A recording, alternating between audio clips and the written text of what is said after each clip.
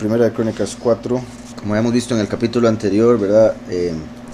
Fue un capítulo clave por la confusión que se da ahí y lo que creen los judíos acerca de Yahushua como descendiente de Yeconiahu. Sin embargo, hay dos Yeconiahus en la escritura, uno maldito, otro no, y Yahushua claramente vino del que no era maldito. Y la genealogía del capítulo anterior ayuda a explicar eso, como lo vimos en ese capítulo, por si después lo quieren ver. Y ahora en este capítulo que empieza hoy, vemos que inicia con los descendientes de Yahudá. Entonces, como siempre, ¿verdad? Desde el capítulo 1 se ha ido enfocando, empezó con Adán, Noah, Abraham, Isaac, Jacob, y ahora los hijos de Jacob. Y de los hijos de Jacob vemos que empieza con Yahudá. Y en el capítulo anterior se había enfocado también, había pasado por los descendientes de Yahudá, de David y de Salomón, para mostrar de dónde vendría Mashiach. Curioso que ahí se detiene, como que hace un quiebre, que es en la genealogía que después habría maldición, y por eso Mashiach no podría venir de ahí, y la confusión que ya mencioné.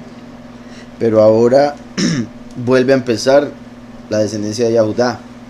Entonces mi punto es, después de enfocar Yahweh su atención en la línea apartada de Adán, Noah, Abraham, Shem, lo dije al revés, Noah, Shem, Abraham, Isaac, Jacob, las 12 tribus, Yahudá, David, Shlomo, llega Yeconiahu, que después fue maldito, y ahí se detiene la genealogía, aunque avanza como 4 versos más, pero cambia el capítulo y ahora va a decir otra vez la descendencia de Yahudá, y después la de Shimón, y después la de Rubén, Gad, etc.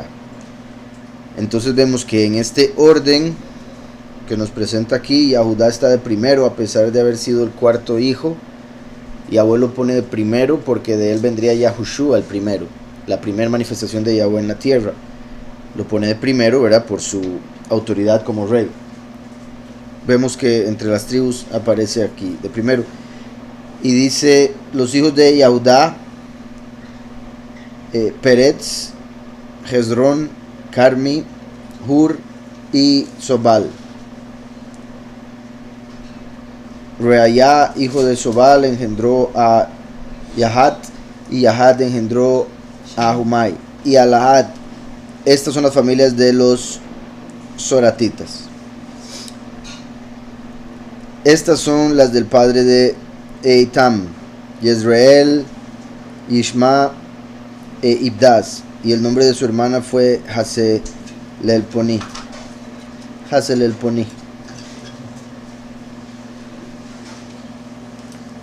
Penuel fue padre de Gedor, y Ezer fue padre de Husa. Estos fueron los hijos de Hur, primogénito de Éfrata, padre de Betlehem. Ashur, padre de Tecoa, tuvo 2 mujeres, Ela y Nahará. Y Nahará dio a luz a Husam, Jefer, Temení y Ahastarí. Estos fueron los hijos de Nahará. Los hijos de Hela, Seret, Yezoar y Ednan. Cos engendró a Anub y Cos engendró a Anub, a Sobeba y la familia de Ahargel, hijo de Harum. Y a vez, oigan este otro capítulo importante. Ahora vamos a durar aquí toda la vida. Ya ves. Aquí, como hemos venido viendo hasta el momento, ¿verdad? Este libro en sí, los primeros capítulos son genealogía, pero Yahweh una que otra vez, cuando hay algo muy importante, agrega algo más de información, ¿verdad? Como Nimrod, el primer poderoso en la tierra, negativo pero importante en la historia, y uno que otra historia, o no historia, sino que añade un poco más de información además de la genealogía, para revelarnos algo importante ahí. Y este es el mismo caso con este que aparece como Jabez. De hecho, hay un libro basado solo en este verso. Estos dos versos que vemos aquí, que como les digo son importantes y se encuentran en medio de toda una genealogía, se viene diciendo este es hijo de este es hijo de este, llega este, Jabez, y hace un paréntesis para revelarnos algo importante de él. Como les digo, hay un libro acerca de este tema, de estos dos versos, un libro entero, así de grande, pero es un libro. Y se debe a la importancia, repito. El nombre sería Yabeitz, que significa dolor, tristeza o aflicción. ¿Estamos? Entonces, vean cómo viene hablando nombre tras nombre tras nombre tras nombre. Llega aquí y dice: Yabeitz fue más ilustre que sus hermanos, al cual su madre llamó Yabeitz, diciendo: por cuanto lo di a luz con dolor. Entonces, la escritura se detiene para hablarnos de este hombre que era ilustre, era apartado, era justo, pero se llamaba Yabeitz. Y digo pero porque es una cualidad negativa, no de él, algo que le dieron sus padres, el nombre, su madre en este caso, que iba a traer negatividad a su vida por el significado del nombre. Y él, al ser inteligente, ilustre, lo entendía, y por eso hace la oración que viene a continuación. Y por la importancia de esta oración es que Yahweh la incluye en la genealogía. Mi punto es, si los nombres no fueran importantes, este episodio aquí no se estaría mencionando en lo absoluto. Si los nombres no fueran importantes, él no le hubiera importado tener ese nombre. Pero él, al llamarse Dolor, ¿verdad? Es como una mujer que se llama Dolores, pobrecita. Y no pobrecita por el nombre, bueno sí, pero por el hecho de que significa que va a pasar dolores. Tal vez se va a andar quejando mucho por la vida. Y alguna persona, no sé si conoce alguna Dolores, me gustaría saber cuál es la personalidad de esa mujer. Si es Dolor, ¿verdad? Entonces, él se llamaba así, Dolor masculino, Yabeitz. Y por eso cada vez que le pasaba algo, ¡pa! Yabeitz, te lo dije. Entonces, se llamaba Dolor, y dice: Yabeitz fue más ilustre que sus hermanos, al cual su madre llamó Yabeitz, diciendo: por cuanto lo di a luz con dolor. Entonces, como lo tuvo con dolor, yo te voy a llamar Dolor, porque esto hay que marcarlo, ¿verdad? Pero tristemente lo que hizo fue marcar al hijo con una vida de aflicción. Entonces dice: invocó Yabeitz a Elohim, al Elohim de Israel, diciendo: te ruego que me des tu bendición, que ensanches mi territorio, que tu mano esté conmigo y me libres del mal para que no me dañe. Entonces vean cómo cierra, ¿verdad? Conectado con el dolor, y por eso es que dice, se llamaba así, era ilustre, que son dos claves, ¿verdad? Si no, no hubiera entendido, y además de no haber entendido, quizás su oración no hubiera sido respondida, de no serlo, ¿verdad? Entonces, tiene un nombre X, pero era ilustre entre sus hermanos, el mejor, y su madre lo tuvo con dolor. Entonces ahora él ora y dice: te ruego que me des tu bendición, así como él es el más ilustre, que ensanches mi territorio. Ensanchar el territorio en la escritura es muy importante. Cuando eso aparece, representa libertad, shalom, estar en sí, como dije, libertad, sentirse. Obviamente es el contraste con estar encerrado en un cuarto pequeño, sin ventanas, ¿verdad? Como solitario en la cárcel. Algo que hasta vuelve loca a la gente. Estar encerrado mucho tiempo, sin contacto con otras personas o sin contacto con la naturaleza, etcétera, hace mucho mal. Entonces, el contraste entre eso, que a muchos les produce, ¿verdad?, claustrofobia, es el tener un territorio abierto, que nada lo esté sofocando. Y eso se refiere no solo al aspecto literal, como dije, en la cárcel, sino en todo aspecto, porque mucha gente se siente sofocada por más que esté en un espacio abierto, literal, ¿verdad? Entonces, él ora dice, te ruego que me des tu bendición, ¿verdad? Sabiendo lo importante de que Yahweh esté con uno, del lado de uno. Que ensanches mi territorio. Ahí no necesariamente está pidiendo, dame un buen lote, ¿verdad? Él no está pidiendo, dame un buen terreno, ¿verdad? El punto es, dame libertad, hazme sentir lleno, hazme sentir lo contrario de todo lo que mencioné ahora, ¿verdad? De la claustrofobia y demás. Y después dice, que tu mano esté conmigo. Como sabemos, Yahushua es el brazo, el último es la mano. Ahí habría una relación. Curiosamente, el último viene con un nombre, bueno, como hemos visto con Jacob, que se le da un nombre. En el caso de Jacob, él se llamaba suplantador, y por eso suplantó a su hermano en 2 ocasiones.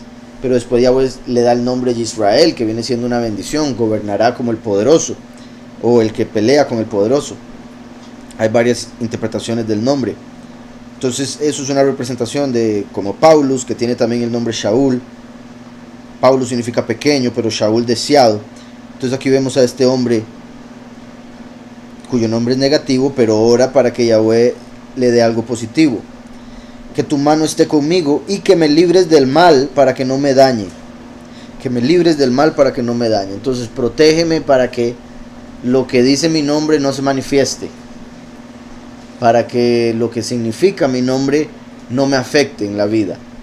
Porque por ese nombre él iba a sufrir dolor en la vida y producir dolor a otras personas. Entonces también algunos interpretan la oración del hebreo como diciendo, ¿verdad? También el hecho de no hacerle daño a nadie, no llegar a ser una razón de dolor. Y le otorgó Elohim lo que pidió. Entonces, vean qué poderosos estos 2 versos aquí, el 9 y el 10. Que él, siendo ilustre, se da cuenta de algo tan importante, el significado de su nombre, lo que eso produce en su vida.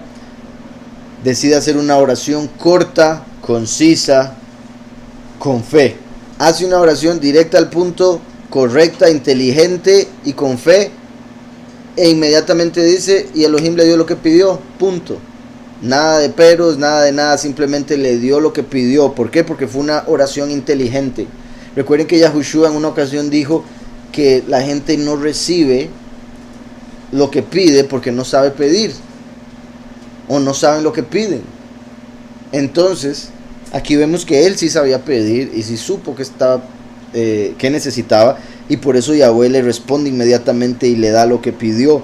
Y vean cómo inmediatamente después de esa oración y esa respuesta dice que Lub, hermano de Shua, engendró a Mehir, el cual fue padre de Estón, y sigue, y este fue hijo de este fue hijo de este, ¿verdad? Entonces en el medio de ese montón de nombres, genealogía, en el medio Yahweh se toma un momento para decir, este hombre fue clave, porque tuvo este nombre, porque dio mucho dolor a su madre, pero Yahweh le cambió su destino, porque él lo pidió, que esa es la clave, ¿verdad?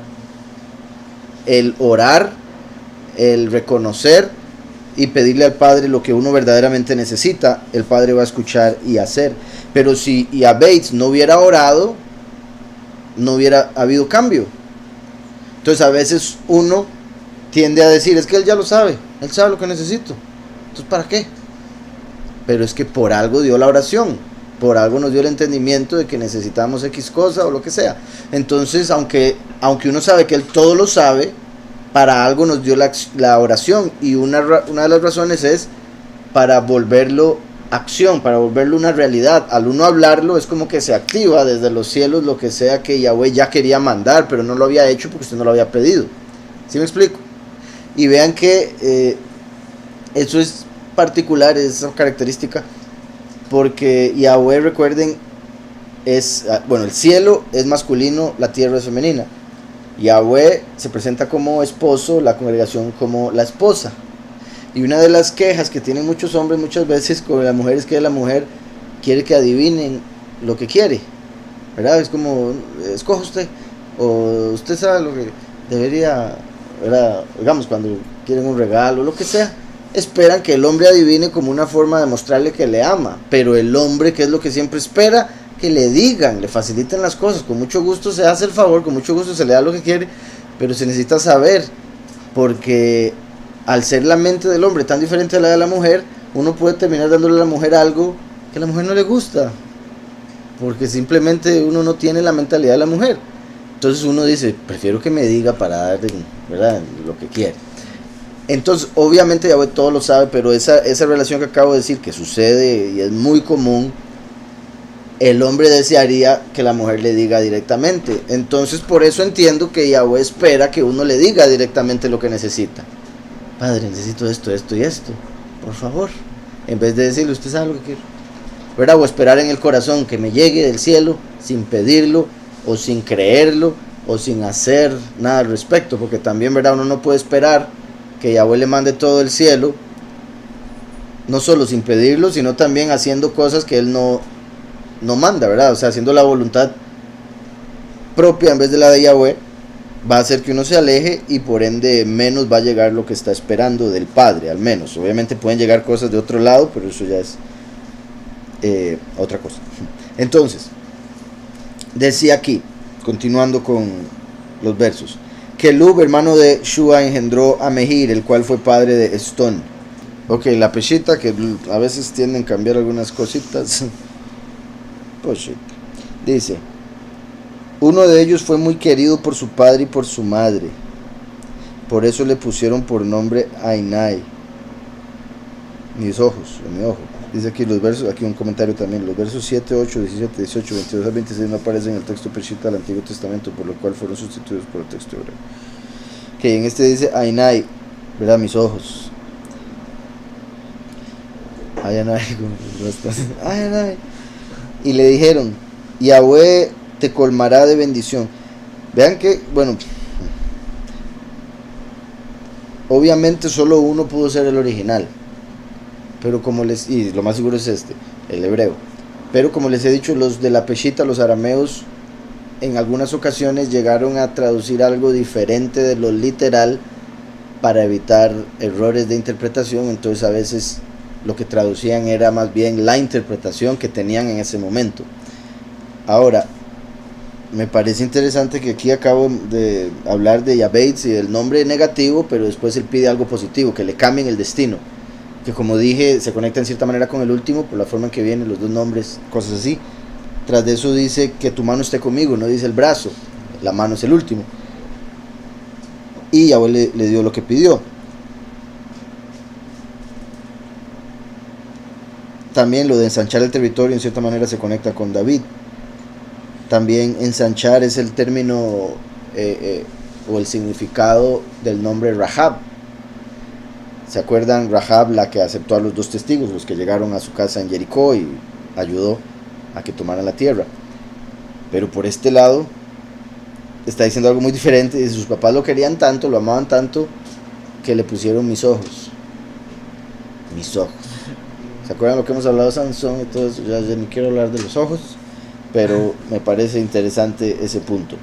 Y le dijeron, Yahweh te colmará de bendición y engrandecerá tu territorio. Entonces, según los de la peshita, el papá y la mamá lo amaban tanto que le pusieron el nombre mis ojos. Mis ojos. Y por eso le dieron esta bendición, que según esta es la que habría pedido Yahweh, más bien. Y le dijeron, Yahweh te colmará de bendición y engrandecerá tu territorio, su mano estará contigo y te librará del mal. La misma, solo que aquí se la dieron los padres, aquí la pidió Yahweh, para que el mal no tenga dominio sobre ti, y él te dará lo que le pidas. Y después que el hermano, me parece que tiene más sentido de todas maneras. O sea, incluso leyendo las dos, compararlo, tiene más sentido que se haya tomado el tiempo Yahweh para decirle que Yahweh oró por sí mismo, Yahweh le dio lo que pidió, a una bendición que le hayan dado los padres. No tiene como que tanta relevancia, porque fijo, un montón de otros hijos recibieron bendición de sus padres. Para la mayoría de esos padres, su hijo eran sus ojos, porque así es como suele ser, ¿verdad? Estón engendró a Bet-Rafa y Pasea, por ahí, las playas, así. Pasea, me imagino que es Pasea, porque suena un poco diferente. Estón engendró a Bet-Rafa y Pasea a Tejiná, padre de la ciudad de Nahash. Estos son los hombres de Reká. Estos son los hombres de Reká. Los hijos de Kenaz, Otoniel y Serayá. Los hijos de Otoniel, Hatat y Meonotai, el cual engendró a Ofra. Y Serayás engendró a Joab, padre de los habitantes del valle de Carisim, pues fueron artesanos. Los hijos de Caleb, hijo de Jefoné, Irú, Elá y Naam, e hijo de Elá fue Kenaz. Los hijos de Yehalelel, Sif, Sifa, Tirías y Azareel. Los hijos de Esdras, Yeter, Meret, Efer y Yalón. También engendró a Miriam, a Shammai y a Ishba, padre de Estemoa, y su mujer Yehudayá, que lo más seguro sería Yahudayá, para no decir Yahuyá. Híjole, qué raro sería Yahudayahu. En hebreo el nombre sería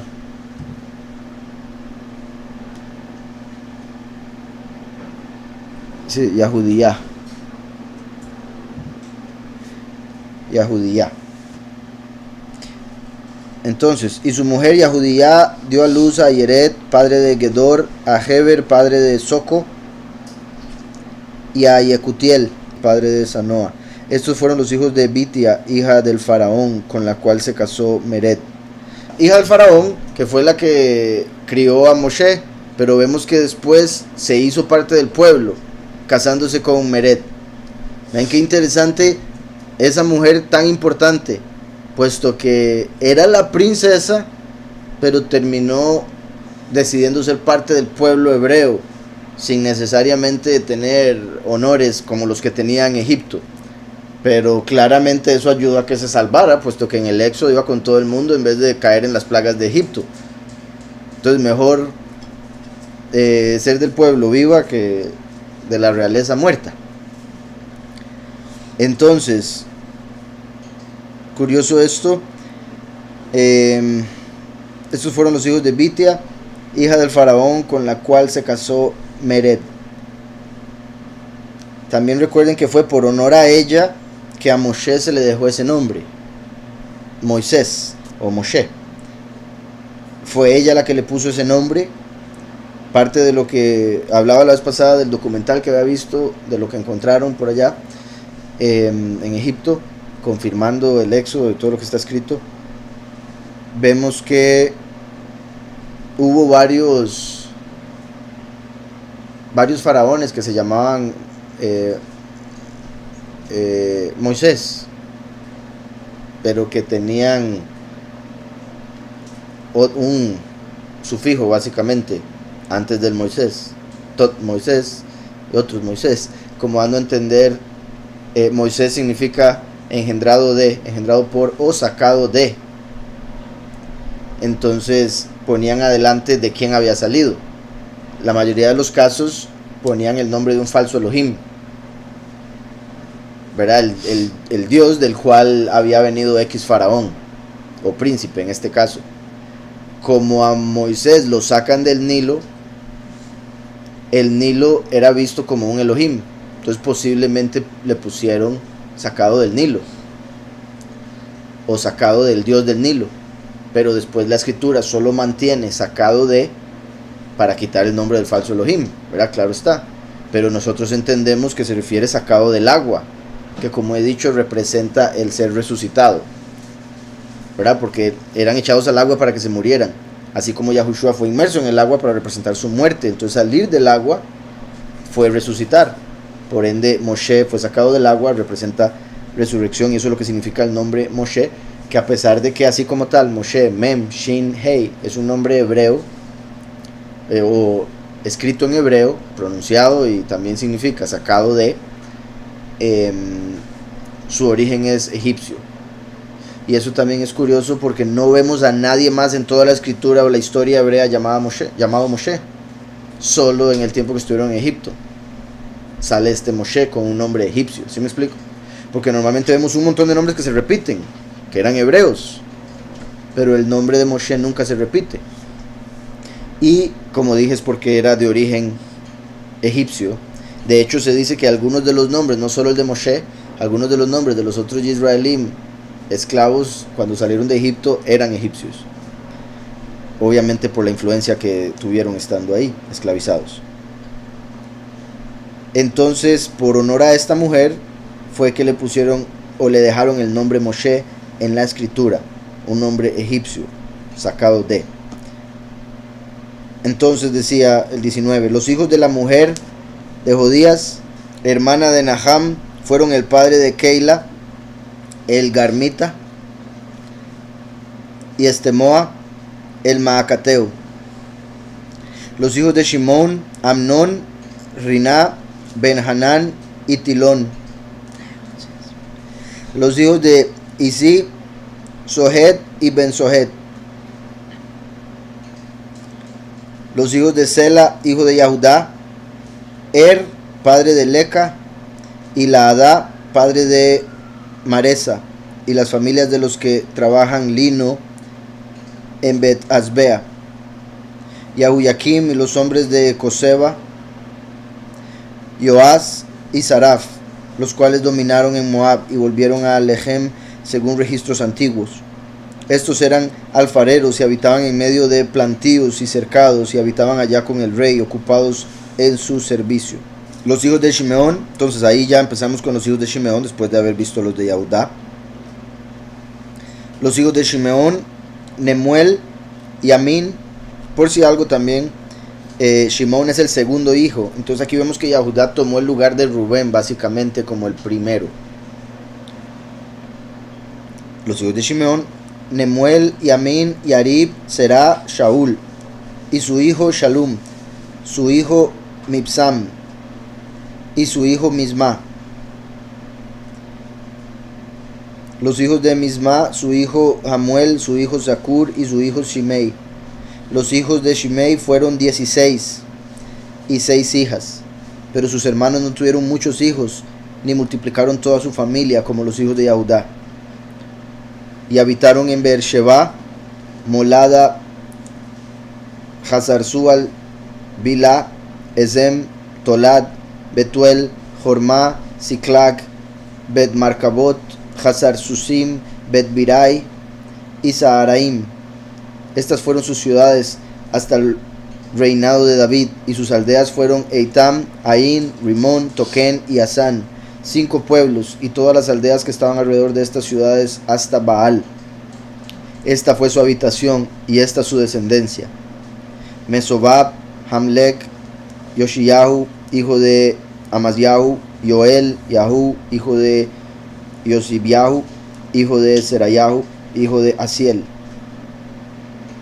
Elioenai, Jacoba, Yesohayá, Asayá, Adiel, Yesimiel, Benayá, y Sisa, hijo de Sifi. Sisa, hijo de Sifi, hijo de Alón. Ese siempre andaba solo. No le gustaba andar con nadie. Alón. Sisa, hijo de Sifi, hijo de Alón, hijo de Yedayahu, hijo de Simri, hijo de Semayahu. Estos por sus nombres son los principales entre sus familias, y las casas de sus padres fueron multiplicadas en gran manera. Llegaron hasta la entrada de Gedor, hasta el oriente del valle, buscando pastos para sus ganados, y hallaron abundantes y buenos pastos, y tierra ancha y espaciosa, quieta y reposada, porque los de Cam la habitaban antes, pero estos han sido mencionados por sus nombres. Pero estos que han sido mencionados por sus nombres vinieron en días de Jizquiyahu, rey de Yahudá, y desbarataron las tiendas y cabañas que allí hallaron hasta el día de hoy, y habitaron allí en lugar de ellos, por cuanto había allí pastos para sus ganados. Asimismo 500 hombres de ellos, de los hijos de Shimón, fueron a los montes de Sheir, llevando por capitanes a Peladiahu, Neriá, creo que sería en hebreo, aquí aparece como Nearías, Refayahu y Uziel, hijos de Isi, y derrotaron a los que habían quedado de Amalek, y habitaron allí hasta el día de hoy.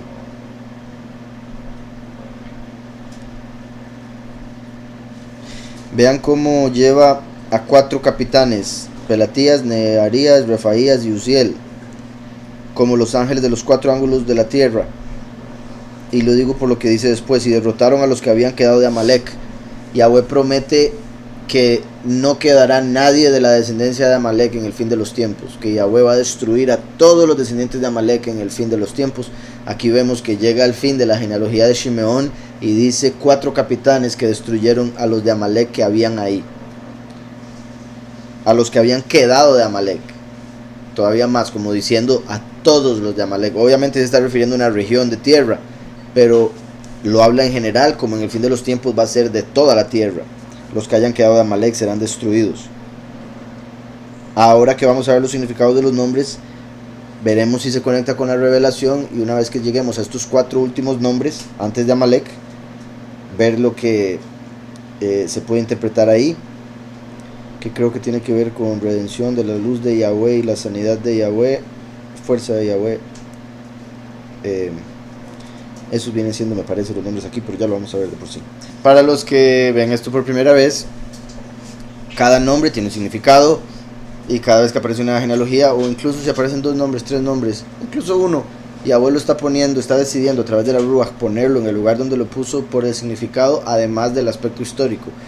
Entonces, cuando vemos genealogías, algo que nos gusta hacer por acá es ver los significados de cada nombre, todos los significados seguidos, así como acabamos de leer nombres, ahora los significados, para ver el mensaje que Yahweh nos quiere dar a través de sus significados, que es una de las interpretaciones de esos capítulos. Por algo esos capítulos están en la escritura, además de que sepamos de dónde viene cada persona. Entonces, empieza con Yahudá, que significa la alabanza de Yahweh, o el que alaba a Yahweh. Peretz es brecha.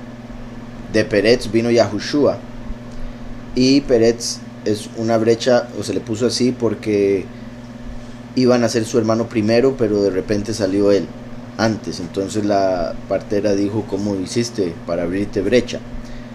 Entonces así va después Hezrón, Carmihur, etcétera, etcétera. Ahora nada, me voy a enfocar en los significados, y dice: la alabanza de Yahweh, o el que es alabado, ¿verdad? Que sería Yahushua, descendiente de Yahudá.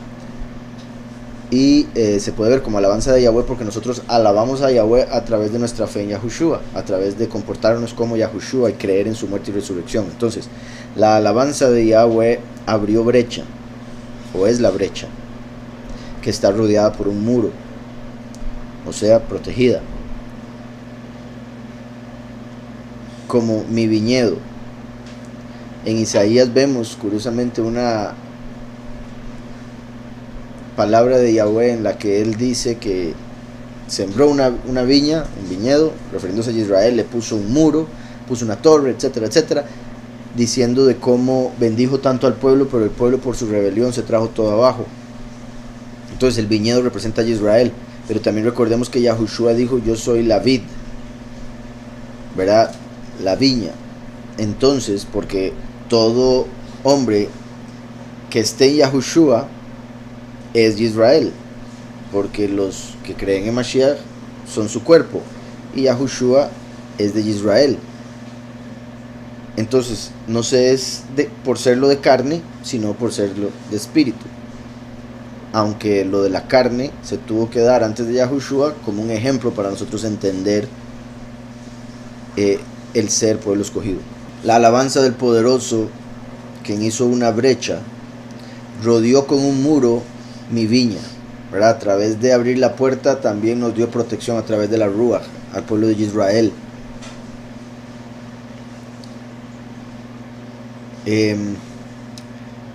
Ok, vamos a ver aquí, Shobal, un tiro desbordante. Ok, cuando dice aquí un tiro, que lo dice en inglés, pero a lo que se refiere no es un tiro como sino como una, o sea, normalmente esta palabra la usan shoot, como, qué raro si es que tiene varias, pero como una rama, algo que sale del tronco, brote. Entonces el hur, que normalmente, bueno, yo lo he visto como un hueco, un agujero, también aparece aquí como tela blanca. De verlo como tela blanca vendría siendo, ¿verdad?, como el cuerpo nuevo que da Mashiach sin pecado. El agujero obviamente haría alusión al Seol o a la muerte.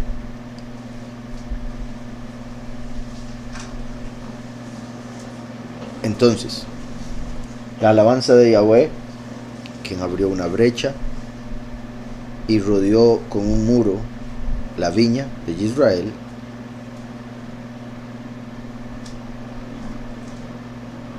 dio tela blanca o dio los nuevos cuerpos al estar en un agujero, ¿verdad? A través de su muerte nos dio la resurrección,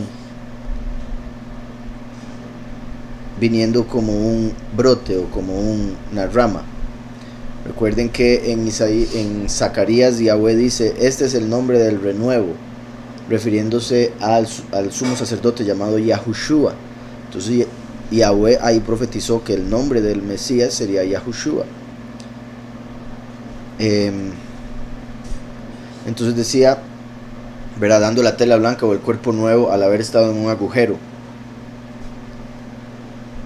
para hacer fluir aquel a quien Yahweh ha visto. Ahora dije fluir, que era el primer significado de ese mismo nombre Shobal, que salía también como rama. Ahora tanto Yahushua, solo que no quiero usar rama porque la rama hace principalmente alusión al último. Ahora recuerdan, Yahushua es la raíz, aunque sí hay una conexión con Yahushua, porque lo que uno cumple literal, el otro lo cumple espiritual. Yahushua nació en Nazaret, vivía en Nazaret, nació en Betlehem, vivía en Nazaret, y uno de los significados de Nazaret es Rama, además de apartado o guardado. Haría fluir, ¿verdad?, o que siguiera el plan con aquel a quien Yahweh ha visto, aquel a quien Yahweh ve, quien arrebatará, quien unirá y arrebatará a los habitantes o a los que habitan cerca del agua. Obviamente el agua refiriéndose a Yahushua, el agua de vida. Ahora, como ya eso tomó forma, perdonen, pero voy a repetirlo: la alabanza de Yahweh, quien abre brecha y protege con un muro a mi viña y Israel, como con tela blanca el cuerpo nuevo al haber estado en un agujero, haría fluir a aquel a quien Yahweh ve o ha visto, quien unirá y arrebatará a los que habitan cerca del agua de vida, en medio de la opresión. Van a brillar, o brillan en medio de la opresión,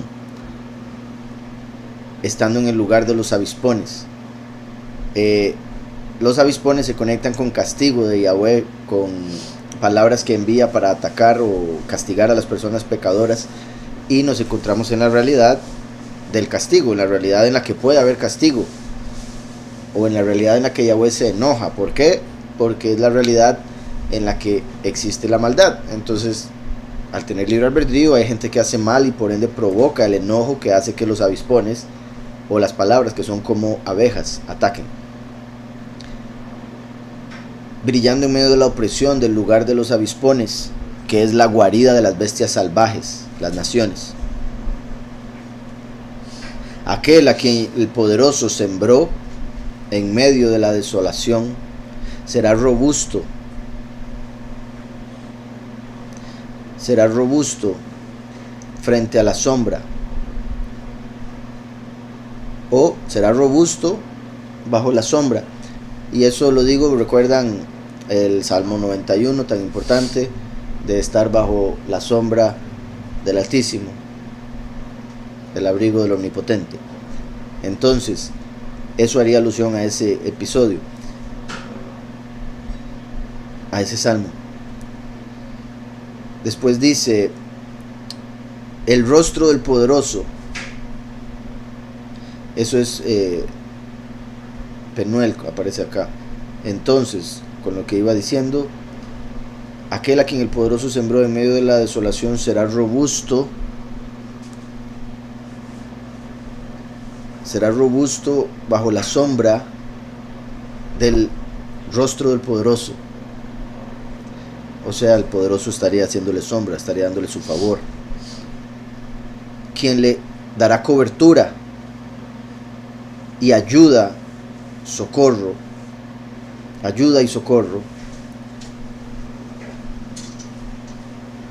Después viene prisa, Hushá, que vendría siendo entonces que Yahweh se apresurará para dar ese socorro. Entonces, quien está bajo la sombra del rostro del poderoso, que le dará cobertura, ayuda y socorro deprisa para sacarlo del agujero y cubrirlo de tela blanca, cuerpo nuevo. ¿Verdad? La prisa que se da a Yahweh no solo para ayudar al último, sino para recoger los 144,000 en un abrir y cerrar de ojos. Además de que la tela blanca estaba antes de eso, después de, que es el cuerpo nuevo, el agujero, el lugar donde fue. Y cuando digo agujero me refiero al Seol, porque no lo van a enterrar, ¿verdad? Los dos testigos. Pero vean qué curioso lo que viene después, que es Éfrata, que una de las traducciones que le dan es montón de cenizas. A los dos testigos parece que los van a matar a través de fuego. No van a quedar hechos cenizas, pero sí van a haber cenizas de algún tipo, un poquitito al menos. Éfrata significa, lo pone como montón de cenizas, también como doblemente fructífero. Entonces haría como dos montones de cenizas, como los dos testigos. Pero me parece, como siempre he dicho, que tiene más conexión con doblemente fructífero o fertilidad, porque Peri, que es la raíz de Éfrata, es fruto. Entonces se refiere a mucho fruto. Por ende, una vez que le dé socorro deprisa y lo cubra con tela blanca al haberlo sacado del agujero, será fértil con doble porción, doblemente fructífero en la casa del Lechem. Yahushua es el Lechem de vida, su casa sería el templo es el cuerpo de él y por ende los 144,000. Entonces sería, una vez que sea cubierto con tela blanca al haber sido sacado del agujero, será fértil doblemente la casa del pan, los 144,000 que reciben la doble porción a través del último, que curiosamente es descendiente de Efraín. Éfrata está conectado con ese nombre. Entonces será fértil la casa del pan, doblemente fructífera o con doble porción, cuando se dé la oscuridad o en medio de la oscuridad al tocar la trompeta. Vean qué perfecto. Estamos hablando, ¿verdad? Ustedes saben que llevamos años hablando del Apocalipsis, toda la escritura, las profecías, la forma en que se van a dar las cosas, la cronología, y siempre me parece tan sorprendente leer los significados de los nombres y ver la cronología perfecta. Entonces vean cómo acaba de hablar, la muerte del último se levanta, va a ser fértil a los escogidos cuando en medio de la oscuridad toque la trompeta, que es la última trompeta donde son cosechados. Entonces en medio de la oscuridad tocará trompeta, eso es tecoa. Tocará trompeta. Y la enfermedad, vamos a ver, de la doncella se podría ver. Qué interesante, porque eso parece ayudar a entender el por qué de repente aparece la enfermedad. O el óxido, o el estar así oxidado, algo oxidado, degradado. Así como varias cosas. Por un lado, los muchos han estado en la apostasía, que está muy conectada con Roma, que es representada por el hierro, un metal como el metal que se oxida, se corroe, que es lo que ha pasado con la doctrina, ¿verdad? Se ha venido echando a perder a través de los 2000 años, y los que están en esa doctrina espiritualmente están enfermos, que es una de las cosas que Yahweh les reclama en los profetas, porque a los pastores, porque le ofrecen a Yahweh ovejas enfermas al enseñarles mentira. No necesariamente enfermas físicamente, ¿verdad? Sino enfermas espiritualmente. Entonces, el que en este verso diga, este hombre tuvo 2 esposas, está haciendo alusión a cómo Mashiach viene por los pocos y los muchos. Los pocos que no experimentan muerte y los muchos que tienen que pasar por muerte, como lo que lleva a la enfermedad, ¿verdad? Obviamente, el fin de... Entonces, de hecho aquí dice el óxido de una, o sea, lo pone como ejemplo, el óxido de una vasija de bronce, y el bronce se conecta con Grecia, apostasía, es una palabra griega. La casa del pan, que serían los pocos en medio de la oscuridad al tocar la trompeta. Mientras la enferma doncella, o es que lo quiero decir en el orden en que están los nombres, porque podría decir de la doncella enferma, pero a tocar la trompeta, y después la escoria de la doncella, como la falsa doctrina, o la enfermedad de la doncella que él posee, se puede decir caerá en el pozo. En ese caso haría alusión a que no solo van a morir los muchos, sino que les va a ser quitada la enfermedad, y eso sería la enfermedad lo que quedaría en el pozo, en el Seol. El punto aquí, otra forma de decirlo, entonces la doncella que está enferma, los muchos, de ellos se apoderará, los sacará del pozo y los llevará hacia el sur. El sur en la escritura es la derecha y representa lo justo, lo bueno, ¿verdad? El derecho. Entonces, curiosamente, ellos son los muchos que van a ser justificados, llevados a la derecha, llevados a la bendición. Entonces, después de haber tocado la trompeta, o en medio de eso, porque la trompeta va a sonar, los 144,000 van a ser cosechados en un abrir y cerrar de ojos, y van a haber 30 días en los que los muchos van a morir. Entonces por eso lo estoy poniendo así. Después de la trompeta, la enferma doncella será tomada del pozo y llevada al sur. Esto que acabo de decir creo que es la mejor forma de acomodarlo, por si algo. Y observaré diligentemente la búsqueda de la doncella. Vean cómo repite ahí doncella. Entonces, como diciendo, va a ir a buscarla a donde haya quedado. Estamos hablando de un pueblo, entonces cada persona la va a sacar de la muerte. Y repite lo de la enfermedad. Entonces, hacia el sur, observaré diligentemente la búsqueda de la doncella que está en enfermedad, y le daré esplendor, y brillará con blancura. Recuerden que los muchos lavan sus ropas en la sangre del cordero para tener un cuerpo nuevo, sin pecado, blancura. Y brillará con blancura abundante. Aquí se podría decir por la espina, por los espinos. Y eso haría alusión a que por su fe en que Yahushua fue colgado de un madero y se le puso una corona de espinos, es que pueden ellos ser emblanquecidos, ser purificados. Otra forma de decirlo, que brillarán con blancura abundante después de haber sido espinados, después de haber pasado por muerte. Serán unidos y llevados como el fruto, o sea, cosechados. Lentamente ante el poderoso, o detrás del poderoso. De hecho, vean qué curioso, porque el nombre anterior es Sobebá, que significa caminando despacio, lentamente. Ajargel es el que sigue y significa detrás del poderoso. O sea, caminando despacio detrás del poderoso. Entonces serán unidos y llevados caminando despacio, bueno, como fruto en la cosecha, irán caminando despacio detrás del poderoso que es exaltado. Una vez más, puede ser que serán exaltados después de haber pasado por aflicción, por el dolor de la muerte. Serán unidos y llevados como fruto durante la cosecha, caminando despacio detrás del poderoso que les exaltará después de la aflicción. Y aquel que gobernará como el poderoso pondrá trampa. Aquí hay algo curioso. Okay. Aparece Shua.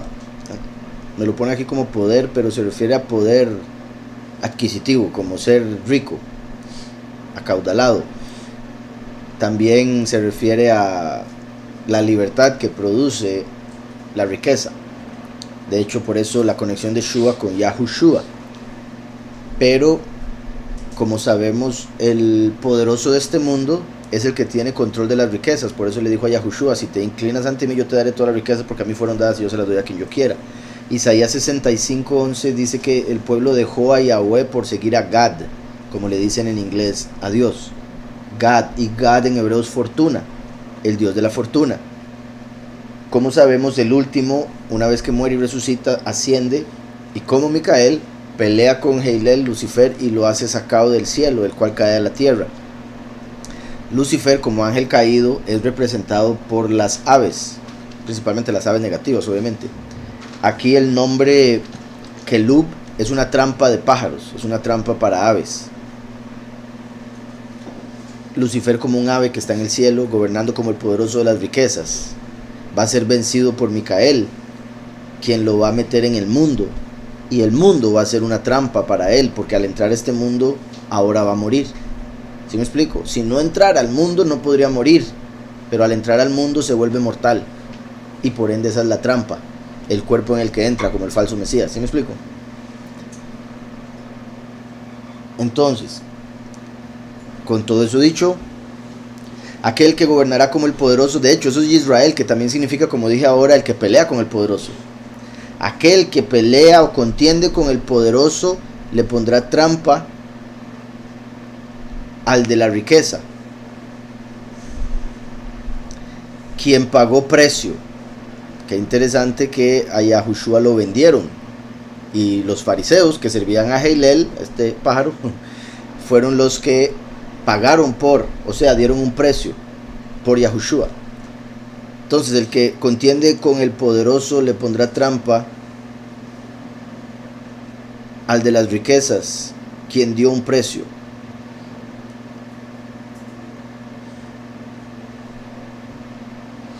Y será afortunado y descansará tranquilo en la casa de sanación, ¿verdad? Después de haber sacado a Heilel del cielo, ya va a descansar por la eternidad, después de haber sufrido en el mundo antes de morir. Voy a ver este nombre un momento, el 12, porque Paseach, vean qué curioso que la traducción aquí que aparece es cojeando. Se pasea cojeando, es decir, el hombre paseando. Pero me parece que puede estar conectado con el nombre de la fiesta, Pesaj. Paseaj es básicamente lo mismo que Pesaj. Entonces lo ponen como el que cojea. Pero ¿saben por qué? Va a sonar a chiste, lo lamento, pero es que me acuerdo cuando yo estaba en el colegio, había el que cuidaba la puerta, le decían punto y coma. Porque siempre lo perseguía, porque lo vacilaban, entonces iba a perseguir a los compañeros, iba así. Entonces cuando una persona cojea, normalmente, digamos, pone un paso y después tiene que levantar el otro, y o sea, obviamente es todo el mundo con los pasos, pero digo yo, esas personas que tienen ese problema tienen que levantar más el pie que tienen más largo, ¿verdad? O algo así. Y entonces sucede con el pie sobre el suelo lo que sucede, o lo que sucedió con el espíritu de muerte en Egipto, que pasó por encima de la casa donde estaba el pueblo. Entonces, como haciendo alusión a ese al hombre teniendo que levantar la pierna para poder seguir caminando, por eso es que lo traducen así. Pesaj es pasar por encima o eximir. Entonces, vean qué interesante que después de decir será afortunado, descansará tranquilo en la casa de sanación, dice Pesaj. Y recuerden que todo va a empezar en Pesaj, en los últimos 7 años van a empezar en Pesaj, y por ende termina en Pesaj. Entonces ya para Pesaj va a estar tranquilo en la casa de sanación, o sea, bueno, en la vida eterna. Casa de sanación, Bedrafá. Entonces será afortunado, descansará tranquilo en la casa de sanación en Pesaj, o porque habrá sido eximido, porque habrá pasado de este mundo al otro, se habrá saltado la acusación, otras formas en las que se puede ver. Y habrá súplica en la ciudad de la serpiente, ¿verdad? Porque una vez que la serpiente caiga a la tierra, va a tomar control del mundo, principalmente desde Jerusalén, y va a haber súplicas de las personas que van a estar pasando por sufrimiento en las plagas. Y habrá súplica en la ciudad de la serpiente, quien será debilitada por el cazador, que es el león del poderoso, el león de Yahudá, claramente. Pues Yahweh ha prevalecido y gobernará al soldado del poderoso y provocará terror, ¿verdad? Al traer juicio. También se podría decir, y será temeroso de Yahweh, porque recuerden que al último, el espíritu principal que se le da es el temor de Yahweh. La Ruach HaKodesh, que viene con otros 6 espíritus, o que se separen 6, como la Menorá, la Ruach y los otros 3 de cada lado. Lo vemos en Isaías 11. Entonces se puede ver como una vez que Yahweh haya prevalecido y gobernará el soldado del poderoso, quien tiene temor de Yahweh, y habrá causado terror a las naciones, ¿verdad? Y estará en la habitación de Yahweh, como el arca. Recuerdan que el último, una vez que muere, asciende al cielo. En Apocalipsis, bueno, cuando resucita, asciende al cielo. Y en Apocalipsis 11 vemos que una vez que asciende al cielo, el arca se deja ver en el templo. El templo es la habitación de Yahweh, la casa de Yahweh. Y el arca representa su trono. Y Yahushua dijo, destruyan el templo, yo lo levanto en 3 días, se refería a su cuerpo. El último es el arca en el templo. Entonces, Yahushua el primero es el templo, el último es el arca. Cuando el arca entra al templo es cuando el primero y el último se hacen uno y ya se cumplió todo. ¿Estamos? Entonces eso es lo que está haciendo alusión aquí. Cuando Yahweh haya prevalecido, Él gobernará a través del soldado del poderoso, quien es temeroso de Yahweh y provocará terror a las naciones. Estará en la habitación de Yahweh como el arca. Será adulado. ¿Verdad? Que eso puede ser como que van a hablar bien de él, pero también puede ser, ¿verdad? Adular no necesariamente es positivo. ¿Cuál era ese nombre? Ya que está siguiéndolo ahí, bueno, ya lo veo yo aquí. Adular, Ofra, que lo ponen como un fauno, pero también como un conejo. Lo del conejo lo habíamos visto hace tiempo, no voy a repetir todo lo del conejo. Voy a usar el más común, que es ese de fauno.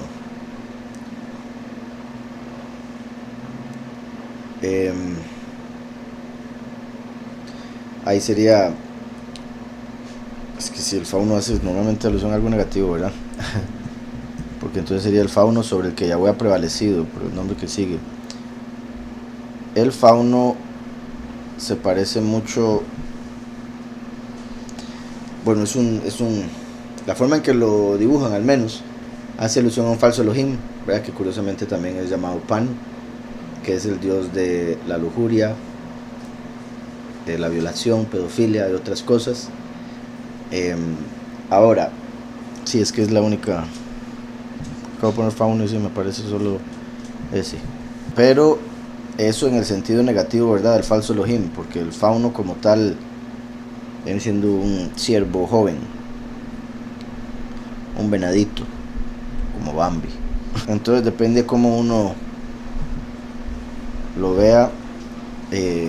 Como todo, ¿verdad? Tiene su aspecto positivo y su aspecto negativo. El ciervo, algo particular que vemos en la Torá, es que no era un animal que se sacrificaba en el templo, pero sí se permitía en las casas y comerlo. Entonces sí se podía comer, pero no era uno de los animales que Yahweh pidió para llevar al templo a sacrificar. Lo digo eso como representando la diferencia entre el primero y el último. El primero vino de Israel, el último de afuera, de entre las naciones. También la conexión que había, recuerdan, de Naftalí, que corría como un ciervo, era súper rápido, y Naftalí por esa característica se conecta con el mensajero de los Elohim, que entre los falsos, entre los paganos, sería Mercurio, y es de donde viene la idea del superhéroe Flash. Pero esa idea negativa viene de algo positivo de Yahweh, que es el venir como ladrón en la noche. De hecho, por eso Mercurio es el dios de los ladrones, el dios de los pastores, el dios de los oradores o predicadores y otras cosas. Entonces, en el sentido positivo se refiere a que viene como ladrón en la noche, el buen pastor, etcétera, etcétera. Entonces lo podemos conectar positivo con eso, o negativo con el fauno que les dije, que sería ese ángel caído, principalmente Azazel, que es el que va a entrar como falso Mesías. Entonces, de ver lo positivo sería en la habitación de Yahweh estaría el siervo, ¿verdad? El que corrió a llevar el mensaje, a través de quien Yahweh habría prevalecido como el gobernante, el soldado del poderoso. O en la habitación de Yahweh ya venía hablando de que sería él que estaría, mientras que sobre el fauno Yahweh ha prevalecido, se podría decir, a través del soldado del poderoso, cuyo padre es Yahweh, mostrando era el último que viene como hijo también de Yahweh. Y en el valle de los artesanos, como un perro, se enfrentará. Entonces vemos que viene a pelear porque es un soldado, como un perro porque lo van a ver negativo. Vean que ahora había mencionado el león, ahora menciona un perro. Recuerden lo que siempre digo del verso que dice que es mejor un león, perdón, es mejor un perro vivo que un león muerto. Como Satanás anda como león rugiente viendo a ver a quién devorar, pero el último se manifiesta como ladrón en la noche. Lo van a ver como un perro, sin embargo espiritualmente es un león. Entonces se puede ver como que viene Valle de los Artesanos, donde están los artesanos. Se pueden ver como como metáfora, como los que enseñan. ¿Se acuerdan como cuando Moshe llegó con los milagros, las señales para sacar al pueblo de Egipto, y llegaron todos los de Egipto, todos los magos y sabios, y empezaron a hacer una copia de las mismas cosas? Y una de las cosas que le dijeron fue: usted parece tonto viniendo al lugar donde hay más y mejor magia, viniendo a hacer esas señales que todo el mundo puede hacer, hasta niños del kinder lo pueden hacer, decían a Moshe. Entonces Moshe dijo: pero si uno sabe o sea, si uno vende verduras y vende las mejores verduras, no le va a importar meterse al mercado donde venden las mejores verduras del mundo, porque sabe cuál es su producto y por ende va a poder vencer a todos. Entonces algo similar con lo que vemos aquí por el Valle de los Artesanos, como llegar y están todos los artesanos presentando su arte, sus trabajos, sus obras, y ven a él último como un perro, pero él se enfrentaría contra ellos. Entonces dice: en Valle de los Artesanos, como un perro, él se enfrentará.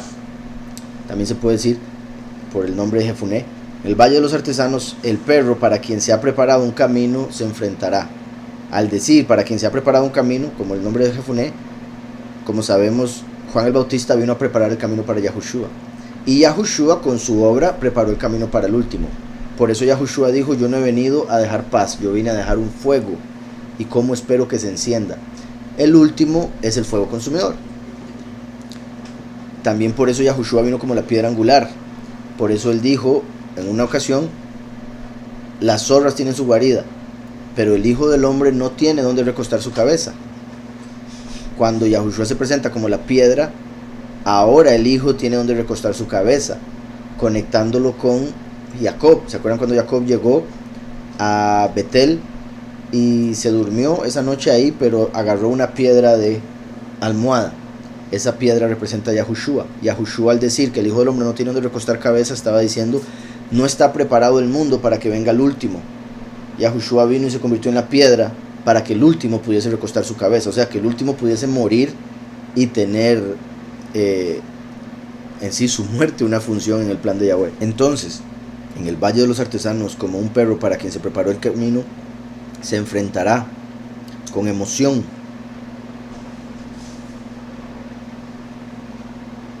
Y será visto como un roble. También se podría decir: con emoción traerá angustia, y será visto como un roble, ¿verdad? Fuerte, justo. Y será placentero para el cazador que exalta al poderoso, ¿verdad? Viene a cazar al enemigo, viene a cazar a la bestia de Apocalipsis 13, las dos bestias. Quien exalta al poderoso, el cazador que exalta al poderoso, quien ha sido prestado, ¿verdad?, al mundo, por decirlo así. Después Diablo lo toma de vuelta. Quien ha sido prestado y habrá fluido.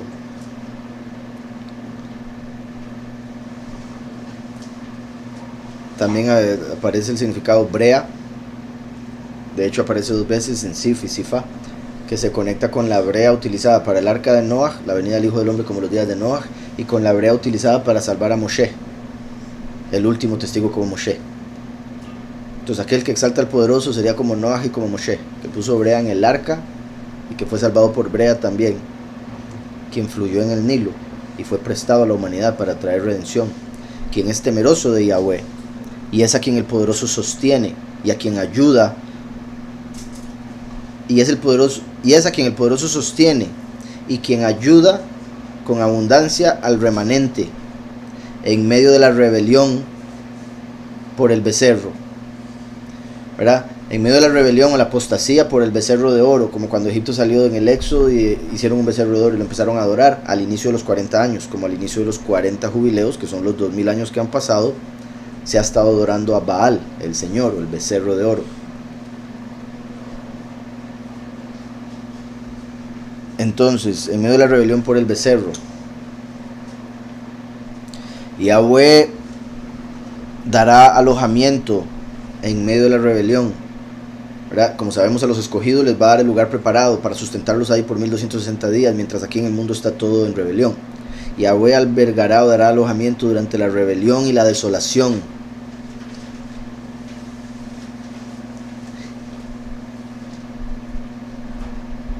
Él alabará y será escuchado, ¿verdad? Se podría hablar de Mashiach o del último.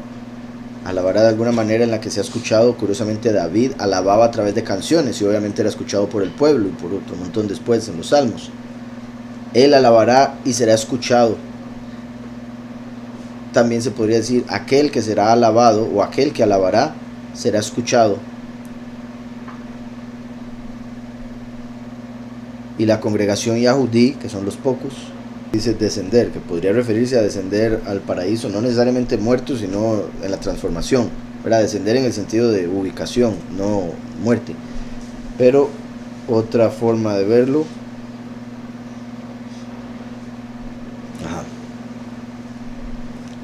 aquel que alaba se hará escuchar por la congregación Yahudí al descender, como un muro para dar cobertura y ser compañero.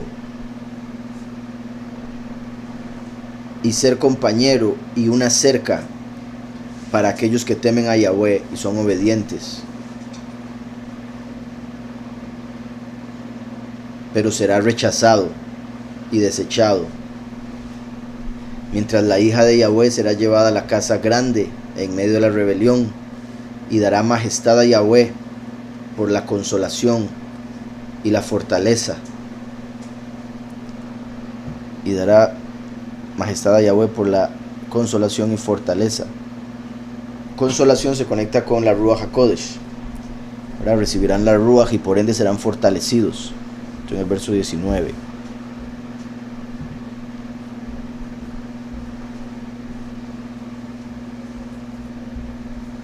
Qué montón de nombres, ¿no? 19.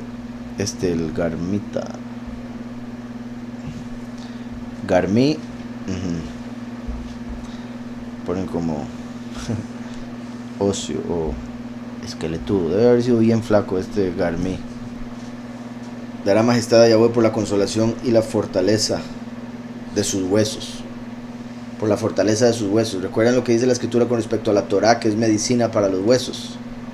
Al haber sido transformados, no va a haber hueso más fuerte que el de los escogidos, puesto que ahora sus cuerpos van a ser como el de Yahushua, que cumplió toda la Torá, por ende sus huesos son los más sanos, puesto que de ahí sale la médula ósea, que es la que regenera todo en el cuerpo, y por ende los cuerpos van a estarse regenerando eternamente y nunca van a envejecer ni nada negativo, ¿verdad? Por verlo de una manera muy física, lo de la médula. Entonces, dará majestad a Yahweh por la consolación y la fortaleza de sus huesos. Me haré escuchar en medio de la opresión, en el desierto, ¿verdad? Donde hace falta el agua de vida, como el mundo. Como el fiel, ¿verdad? El testigo fiel, curiosamente. Gritando como el hijo del favor. Gritando como hijo del favor. O gritando a los hijos del favor. Obviamente el grito no sería negativo, sino como llamándolos, ¿verdad? Porque llama a los muchos y pocos son los elegidos. Entonces él siendo el fiel, el testigo fiel, gritando a los que son hijos del favor para exaltarlos y darles el regalo de la salvación, o para exaltarlos y darles el regalo, pues Él me salvó.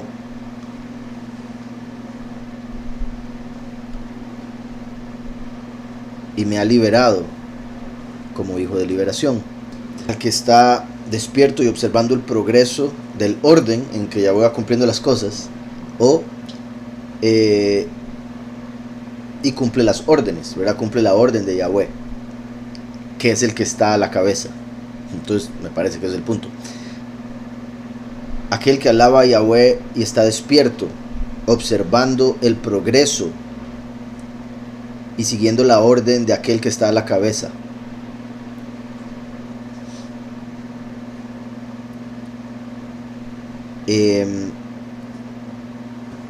Juro o juraré que Yahweh se levanta, o juro que Yahweh se levantará. Curiosamente del verbo kim, que viene de kum, que hace alusión al último. Juro que Yahweh se levantará en medio de falsedad y será dado por el poderoso para quemar a los de su padre. Los de su padre. De su padre es el nombre Moab. Esto, como siempre he dicho, por un lado Moab era hijo de incesto. Moab, al ser hijo de incesto, después viene y se convierte en enemigo del pueblo.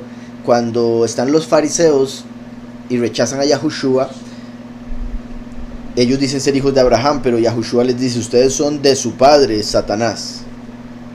Entonces, de su padre hace alusión a ese momento, como diciendo Moab Satán, de su padre Satán. Y recuerden que Lot, que es el papá de Moab, significa cobertura. Moab, de su padre. Amón, que es el otro hijo, de su pueblo. Entonces, Lot como cobertura representa el velo de Moshe en el rostro, que representa a Samael. Moab representa a Heilel, el velo a la entrada del templo.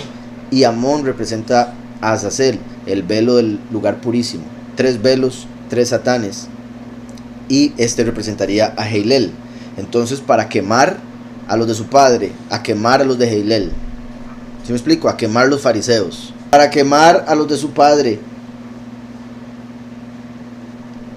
Aquel que devuelve el pan o retorna el pan, ¿verdad? El lejem.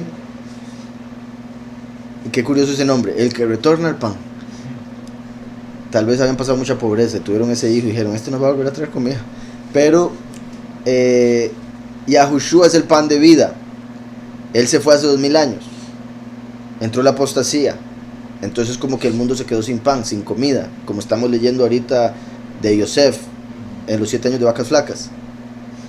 Entonces al llegar el último trae el pan de vuelta. La enseñanza de Yahushua. Entonces el que retorna el pan, el que devuelve el pan, será escuchado en el día del poderoso. O sea, el milenio, cuando empieza el milenio, que es cuando se manifiesta. En el día del poderoso, quien con su mano derecha le sostiene, como la luz creciente del sol de justicia, ¿verdad? Que es el último. Será escuchado en el día del poderoso. También se puede decir por su mano derecha, o sea, por Yahushua. Pero para continuar con la misma línea fluyendo, dice: el que retorna el pan será escuchado en el día del poderoso, quien con su mano derecha le sostiene, para que crezca como la luz del sol de justicia, al ser el deseado de las naciones, por quien se ha pedido, quien trae la recompensa y la paz, como vemos en Jeremías, el profeta que diga paz, y esa paz se cumpla, es el profeta que Yahweh envió. Y Yahushua dijo: yo no vine a traer paz. Entonces está diciendo: yo no soy el de Jeremías. ¿Sí me explico? Ese sería otro, del cual está hablando aquí. Y traerá paz, como olor dulce y fragante,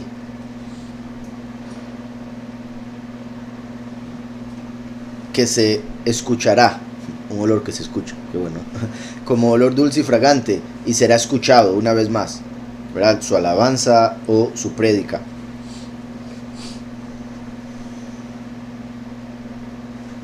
De hecho, vean lo que sigue: la ira del poderoso. Yahushua trajo la misericordia, el último la ira. Entonces, y traerá la paz y la recompensa como olor dulce y fragante cuando sea escuchada la ira del poderoso. Quien recordará su fama, su renombre, porque es el que trae la estima de Yahweh y le recuerda al mundo a llamarlo como tiene que ser. Quien recordará su renombre, su estima, su fama, para que sea alabado Yahweh, para la alabanza de Yahweh.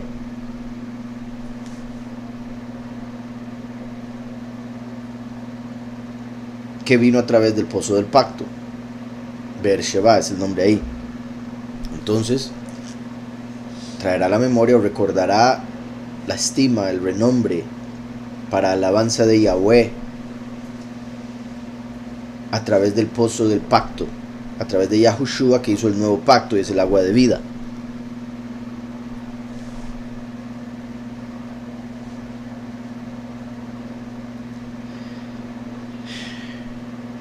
Después dice, y habrá nacimiento, la villa de los chacales, chacal de la trompeta, la villa de las zorras, o de las zorras, eso suena un poco feo, pero ¿se acuerdan como dije ahora? Que las zorras tienen guaridas, pero el Hijo del Hombre no tiene donde recostar su cabeza. Entonces veo cómo sale la guarida de las zorras, que sería una traducción. De hecho ponen, lo de chacal lo ponen como un quizá, pero lo de zorro sí lo ponen de fijo. Entonces tiene más sentido. Sí. La guarida de las zorras. Qué interesante. Y recuerdan que Yahushua llamó a Herodes zorra. Mal portado, ¿verdad, Herodes? Entonces, eso muestra que las zorras se conectan. Bueno, por un lado, la zorra representa, o el zorro, voy a decir zorro, porque, ¿verdad? El zorro representa astucia. Astucia. Y sabemos que la astucia por sí sola no necesariamente es buena, porque la serpiente es astuta y la serpiente es mala. Nosotros necesitamos esa astucia, pero para usarla de manera correcta, justa. Entonces se puede ver como la guarida de la astucia o la guarida de los líderes que con su astucia han controlado al mundo, como Herodes. Se podría decir, habrá nacimiento desde la guarida de los zorros, como diciendo, habrá nacimiento en esta tierra. La otra que había puesto, sí, en la guarida de la astucia, vendría siendo lo mismo. Recuerden que los 144,000 van a nacer de la tierra. Esta tierra es donde hay guaridas para los zorros, como dijo Yahushua, que en este mundo los zorros tienen sus guaridas, pero el Hijo del Hombre no tenía donde recostar su cabeza. Después dice, con modestia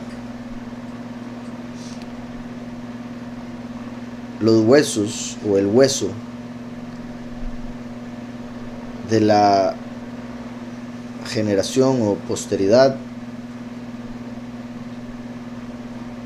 será destruido por el poderoso. Entonces, para traer recuerdo de la estima, el renombre del Todopoderoso, para que sea alabado Yahweh a través del pozo del pacto, Yahushua, quien es un nuevo pacto, y habrá nacimiento, los 144,000. Mientras la guarida de las zorras, este mundo de los líderes impíos, se preocupará cuando su esencia, sus huesos y su generación sea destruido por el poderoso, quien con devoción traerá como una fuente desbordante la casa de los carros. Esto es la casa es Bet Markabot. La Merkabah son tronos que también funcionan como vehículos para los malachim. Entonces sería como diciendo, la casa hace alusión a familia. Los 144,000 que todos van a ser reyes, por ende tienen tronos. Merkabot, que es un tipo de trono celestial que funciona también como vehículo. Entonces, con devoción, como una fuente desbordante, ¿verdad? Yahushua va a desbordar de su ruach para darnos todo lo que esa agua de vida provee. con devoción como una fuente desbordante sobre la casa de los Merkabot, que es como un pueblo de caballos. Recuerden que los 144.000 van a venir en caballos blancos detrás de Mashiach en Apocalipsis 19. Y serán la casa de mi creación, porque va a haber un nuevo cielo y una nueva tierra, que tendrá dos puertas, o una puerta doble, primero y último, como los dos pilares a la entrada del templo, sacerdocio y reino, misericordia y justicia. Y será el amado, la casa de mi creación, con una puerta doble, que es el amado. Eitam, la guarida de las bestias. Entonces se parece a lo que acabamos de ver de la guarida de los zorros, pero aparece ahora aquí, después de haber dicho la casa de mi creación, como los del nuevo cielo y la nueva tierra, su familia, su congregación, que tendrá una puerta doble, refiriéndose al primero y el último como uno, que sería el amado, el nombre de David, en medio de la guarida de bestias salvajes. Por un lado, eso se puede entender como que va a estar la Nueva Jerusalén y va a estar rodeado por naciones. Ahora van a ser sujetas, entonces no serían salvajes. Pero recuerden que los lugares donde se ha adorado ídolos, la escritura dice que van a quedar como guaridas de bestias salvajes. Entonces nosotros vamos a llegar por lugares donde no va a haber nadie de seres humanos, pero van a haber bestias salvajes viviendo, y vamos a entender que es porque ahí adoraban ídolos, demonios, que son como bestias salvajes. Entonces van a seguir existiendo, es mi punto. En medio de la guarida de las bestias salvajes, como una fuente para las granadas reales, que es un fruto de Israel que representa reino, ¿verdad? Como la coronita que trae, lo que se conecta con la rama, las semillas, el color, tiene varios factores que representan reino. El color de las semillas es rojo, como el escarlata, que se conecta con reino, repito. Entonces, la casa de mi creación tendrá una puerta doble, primero y último, que es el amado. De hecho, el que aparezca una puerta después de decir la casa de mi creación es interesante, ¿verdad? Como una fuente desbordante sobre la casa de los carros, reyes y sacerdotes, que son como un pueblo con caballos blancos de Apocalipsis 19. La casa de mi creación, que tiene puerta doble, que es el amado, primero y último. En medio de la guarida de bestias salvajes será una fuente. Mientras hay un montón de bestias salvajes, está él como una fuente para las granadas reales, los 144.000, que son su porción medida, son su parte. Cuando viene enojado, con humo que sube de su nariz, contra el Señor. Al venir enojado con el Señor, ¿verdad? Baal. Al venir enojado con Baal, puesto que es contra él que va a pelear. Y será restaurado y reinará, porque él le hará rey. Y le hace igual a él. Vean qué poderoso esto. Dice Yahweh hace igual, o Yahweh ha establecido. Entonces está diciendo, y le hará rey cuando lo haga igual a él, o cuando Yahweh lo haya establecido como rey. Pero esto me parece muy interesante también, porque recuerdan que David, que acaba de salir ahí entre los nombres anteriores, David oró a Yahweh y le dijo: estaré satisfecho cuando me levante a tu semejanza, ¿verdad? Estaré ya tranquilo y feliz cuando al resucitar me parezca a ti. Yahweh prometió, o dijo, lo tomamos como promesa. Hay mucha gente que piensa que es algo que ya se cumplió, pero todavía no. Yahweh dijo, Yahweh Elohim, hagamos al hombre a nuestra imagen y nuestra semejanza. David dice, estaré feliz cuando llegue a ser tu semejanza. O sea, cuando se cumpla eso que dijiste en el principio. Cuando seamos como Yahushua, seremos semejantes. Y el último, al hacerse uno con el primero, obtiene esto. Y Yahweh le hace igual a él, porque Yahushua es igual a Yahweh. ¿Está claro? Espero. Entonces me parece poderosísimo. Por eso me vuelvo un poquititico. El amado, en medio de la guarida de las bestias, será una fuente para las granadas reales, que son la porción medida, su porción.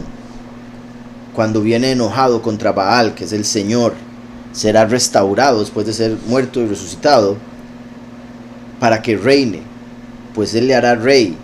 Yahweh le hace igual al Yahweh haberlo establecido como la fuerza de Yahweh, pues Yahweh es poderoso, Yahweh es su poderoso, Yahweh es Él, quien hace morar a aquel a quien Yahweh, quien hace morar una vez que Yahweh ha prevalecido como gobernante a través del soldado del poderoso que fue creado por el poderoso.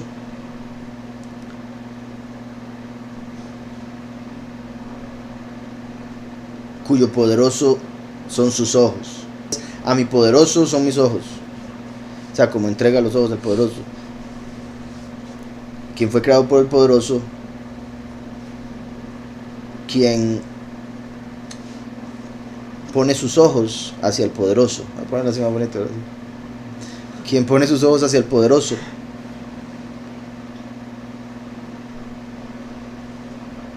Hacia el suplantador. Es que este es Jacobá. Podemos ver que se parece mucho a Jacob. Por eso como hacia el suplantador. Recuerden que eso es positivo porque en el sentido de Jacob, porque tomó la primogenitura que le pertenecía, tomó la bendición de Esaú.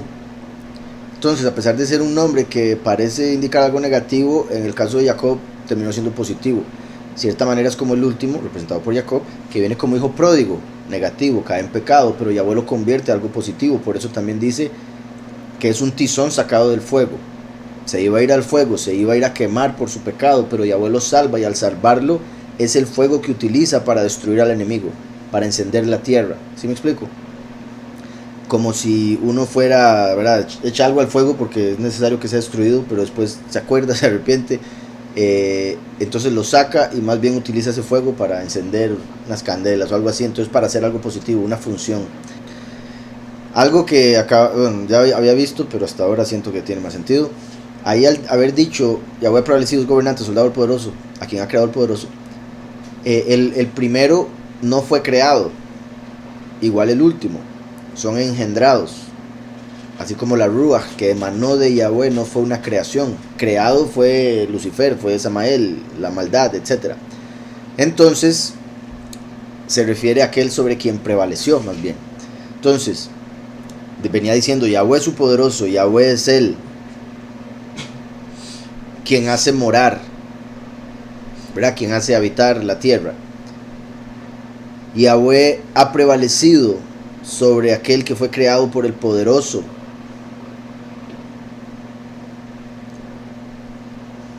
Al poderoso son mis ojos.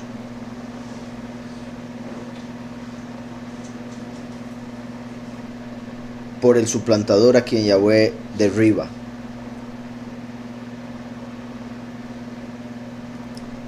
Una vez más, esto parece indicar lo que ya he dicho con respecto al último, que espero no pase así, pero estoy tratando de ver de qué otra manera lo puedo leer. Vean qué curioso que, por un lado, quiero decir un montón de cosas. Recuerdan que cuando Samael cayó, fue puesto a la izquierda y Jeilel fue puesto a la derecha, para representar maldad y justicia, o injusticia y justicia. Entonces vinieron a ser como los dos ojos, ¿verdad?, izquierdo y derecho, puesto que Yahweh vería todo en la creación a través de esos dos malajim. ¿Sí me explico? Y lo administraría. Ya después vino como Yahushua directamente. De ahí también que el falso Mesías dice que se le saca el ojo derecho. Por eso los Illuminati que hacen así, ¿verdad?, como dando a entender que siguen al ojo que todo lo ve, como diciendo que Lucifer es un ojo, por ende Samael sería el otro, pero es un ojo oscuro porque quedó ciego. ¿Me explico? Entonces Samael y Jeilel unidos es como un hombre con un solo ojo, porque el otro ya lo perdió, puesto que ya se reveló. ¿Está claro todo eso? Entonces Samael y Lucifer como dos ojos, izquierdo y derecho, que van a ser sacados. Entonces eso mismo también tiene una relación con lo que puede pasar en lo literal, pero eso ya lo he dicho mucho, no lo voy a volver a decir. Entonces, al decir aquí Yahweh es el quien hará morar como a los escogidos en el lugar preparado y después en la vida eterna. Yahweh ha prevalecido sobre aquel que fue creado por el poderoso, como los ojos del poderoso, el suplantador a quien Yahweh derriba. Recuerden que por un lado Lucifer suplantó a Samael como poderoso del cielo, y después de la creación quiso suplantar a Yahweh, y por eso le dijo a Eva: coma del fruto. Cuando Eva desobedeció y le obedeció a la serpiente, se puso bajo la serpiente. ¿Sí me explico?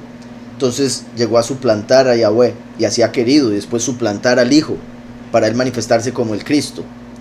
Entonces viene siendo suplantador en el aspecto negativo. Creo con eso tiene todo el sentido. Yahweh ha prevalecido sobre aquel que fue creado por el Poderoso, como los ojos del Poderoso, el suplantador a quien Yahweh derriba y humilla, que fue creado por Yahweh como un adorno del Poderoso, confirmándolo, porque recuerden que Lucifer era el ángel más hermoso que había, como un adorno, porque se suponía que tenía que representar la belleza y la estima de Yahweh. Es una representación, eso es un adorno. Los adornos normalmente no tienen ninguna función más que verse bonitos. ¿Sí me explico? De hecho, a veces le dicen a la gente así de ofensa, ¿verdad? Parece un adorno, en el sentido de que no está haciendo nada, solo verse. Entonces, qué curioso eso, como Lucifer, adorno del Poderoso. Después dice: Yahweh pondrá a quien Yahweh ha edificado con abundancia y prominencia, siendo brillante y abundante como un roble, a quien Yahweh ha mostrado, ¿verdad? Al que le ha revelado, al que le ha enseñado, o a quien Yahweh ha mostrado a los escogidos, quien ha sido elogiado por Yahweh como un vigilante, a quien Yahweh ha escuchado y respondido con cobertura, como un muro, quien vendría caliente, ¿verdad? Puesto que es el fuego consumidor, a quien Yahweh ha hecho fuerte para alabar a Yahweh, será escuchado, el peludo a quien Yahweh libera. Ahora recuerden que peludo, eso se conecta con, bueno, esto es Sheir, que era donde vivía Esaú, que nació peludo, nació listo, nació pelirrojo, que son características que se conectan con el último, porque David nació rojo, el último como hijo de David, porque va a derramar sangre, la sangre de los impíos, a diferencia de Esaú, que derramó sangre de justos. Peludo hace alusión también a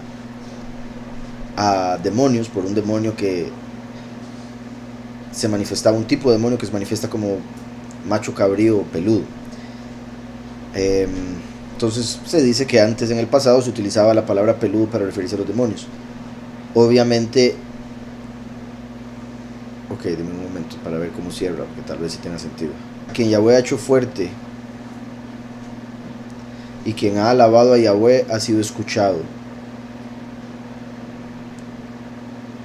El peludo a quien Yahweh entrega es siervo de Yahweh, a quien Yahweh sana, cuya fuerza de Yahweh, quien me salva, junto a los habitantes del valle. Aquí, habitantes del valle, como Yahweh va a salvar a los escogidos que huyen cuando se manifiesta el falso Mesías, y eso se conecta con el salmo que dice: aunque ande en valle de sombra de muerte, no temeré mal alguno. El valle representa estar en sombra de muerte, en tribulación, aflicción. ¿Cómo va a haber tribulación? Y después viene el éxodo, cuando los escogidos van a ser probados ya por última vez, por decirlo así, van a andar en valles antes de ser exaltados a la montaña, en el monte Sión, los 144,000 con el nombre del Padre y del Hijo. Recuerden que Jacob era lampiño, ahí el problema de la confusión, pero el punto estaría en que cómo fue que tomó la bendición de Yitzhak, su papá, Jacob, poniéndose las pieles de macho cabrío para parecerse a Esaú, que era súper peludo. Entonces se puso como pieles de Sheir. Recuerden que Isaías 63, cuando habla del último, dice que viene Yahweh vestido de Edom, o sea, como si fuera un edomita, como si fuera Esaú. Así como Jacob se viste de Esaú para tomar la bendición, el último viene como ladrón en la noche, va a ser visto como un gentil, por ende como un peludo, porque va a ser visto como malo. Recuerden que Yahushua decían que estaba endemoniado y que sacaba los demonios por Belcebú, algo similar o peor dirán del último, no sé qué puede haber peor, pero y digo en el sentido de que si Yahushua no tenía pecado y dijeron eso, ¿qué se va a decir de una que sí? Entonces el último lo van a ver como un peludo, a pesar de ser lampiño. Así como Jacob era lampiño, pero se vistió de peludo. ¿Está claro? Con eso en mente, y así sí tiene sentido, ¿verdad? Vendrá caliente como el fuego consumidor, aquel a quien Yahweh ha hecho fuerte, y trae la alabanza de Yahweh, por lo que será escuchado, quien vendría como peludo, y a quien Yahweh entrega para que lo maten, pero Yahweh le libera, pues es el siervo de Yahweh a quien Yahweh sana o resucita, a quien Yahweh fortalece, o cuya fuerza es Yahweh, y a quien salva, junto a los habitantes del valle de sombra de muerte. Los 4 nombres que yo había dicho ahora era aquel a quien Yahweh libera, es el siervo de Yahweh a quien Yahweh sana, cuya fuerza es Yahweh. Vean qué perfectos esos 4 nombres, que fueron y mataron a los de Amalek, como los 4 ángulos de la tierra. ¿Recuerdan que dije? Aquel a quien Yahweh libera, es siervo de Yahweh a quien Yahweh sana, cuya fuerza es Yahweh. Él le salva junto a los habitantes del valle. Dice pues aquí Martín, cuando el primero y el último sean uno, es literal, se unirán sus espíritus, ¿qué pasaría con sus almas, su personalidad? Pues una forma de verlo es que se fusionarían. Como siempre he dicho, ¿verdad? Es curioso que nosotros, aunque seamos individuos, uno tiene 2 partes del cerebro, y eso también se expresa en 2 partes de la personalidad, ¿verdad? Uno habla con uno mismo, a veces no está de acuerdo con uno mismo, hay que estar muy loco, pero sí. Digamos, a veces uno lucha con uno mismo, digamos, como una parte de uno quiere hacer algo y la otra parte sabe que no debe hacerlo, entonces ahí uno tiene que decir, no podemos, acuérdense, etc. Entonces, al tener esas 2 partes deberíamos entender que es posible que hayan 2 partes, o primero y último, solo que en este caso ambos serían positivos. Hoy en día está la inclinación al mal y la inclinación al bien. En ese tiempo serían 2 inclinaciones al bien, imagínense qué bonito. En el caso del último sería la parte rectificada. Ahora, sí es posible, o sea, lo considero posible por varias partes de la escritura, además de que cuando tomamos lo de reencarnación, por ejemplo, hay un par de posibilidades, o sea, de formas en las que se puede manifestar la resurrección después de siglos de reencarnación. Una es que así como hoy en día un alma está en la tienda, que es el cuerpo, en ese momento se nos va a dar un edificio, o sea, van a haber un montón de recámaras o de cuartos. Entonces en un edificio pueden caber todas las almas que habrían venido al mundo en diferentes cuerpos y ser unidas. En ese caso obviamente habría una fusión de ellas, por ende, digamos, por decirles algo, se dice que Noé vino como Moshe. Entonces Noé y Moshe, si se hicieran uno, lo que sería, en vez de hacer un desorden, porque ambos son justos, sería más bien Moshe vendría a añadir a Noaj. Lo que a Noaj le faltó de restaurar o rectificar, lo rectificó Moshe. Entonces Moshe llegó a llenar lo que le faltaba a Noaj. Entonces, por decirlo así, el alma de Noaj llegó hasta tal punto. Con Moshe llegó más alto. Entonces cuando llegue el cuerpo nuevo, estaría el cuerpo completamente lleno, puesto que habría sido completamente rectificado. Noé, por ejemplo, él no abogó por la humanidad. Cuando Yahweh le dijo, voy a destruir toda la tierra, Noé dijo, está bien. Pero Moshe dijo, no, ¿cómo vas a hacer eso? ¿Cómo se te ocurre esto? Entonces lo que no hizo Noé lo hizo Moshe, y Moshe ahí llegó y rectificó lo que a Noé le faltó. Entonces una forma es el edificio siendo el cuerpo nuevo, con todas las almas fusionadas, por ende lo que cada uno rectificó llega a llenar o completar ese cuerpo. La otra posibilidad que he mencionado, pero eso habrá que ver, o sea, lo veo más como de película este punto, el hecho de que todas las reencarnaciones vengan como individuos, pero que así como en este mundo somos, digamos, hay gente que es familia genética, en ese momento sería como familia espiritual, en el aspecto de cada alma que vino sería como un hermano del anterior, un hermano menor. ¿Sí me explico? Si viene un alma, vive una vida, después viene más adelante, vendría siendo espiritualmente un alma hermana de la primera. es otra posibilidad si es que lo mantenemos como individuos. Y con eso mismo en mente, sí considero que el primero y el último van a ser uno, que es lo que se representa en Yom Kippur cuando se mezclaba en una sola olla la sangre del becerro y la sangre del macho cabrío. La sangre del último, el becerro, y la sangre del macho cabrío, el primero, Yahushua. Entonces se mezclaba la sangre. En la sangre está la vida, en la sangre está el alma. Entonces mezclar dos sangres es como mezclar dos almas. Y eso es lo que está representando en Yom Kippur, la unión del primero y el último. De todas maneras, es posible que incluso pasando esa unión física, literal, siga habiendo una separación por la jerarquía, por el orden de los eventos, en la cual Yahushua permanecería en el cielo a la derecha del Padre eternamente, nunca más sería visto por la humanidad o por la tierra. El último sería su rostro en la tierra. Entonces Yahushua permanecería en el cielo, el último en la tierra. A través de la unión, el primero y el último, se da la unión de cielo y tierra. Pero los que estén en la tierra solo van a ver al último. Los escogidos van a tener acceso al cielo para poder ver al primero, como si fueran dos caras de una moneda. Como he dicho, por ejemplo, el velo en el lugar purísimo. Los muchos van a ver este lado, al último. Los pocos van a ver este lado, al primero. La misma persona, pero visto de dos maneras diferentes, dependiendo de la realidad en la que esté la persona que le ve, terrenal o celestial.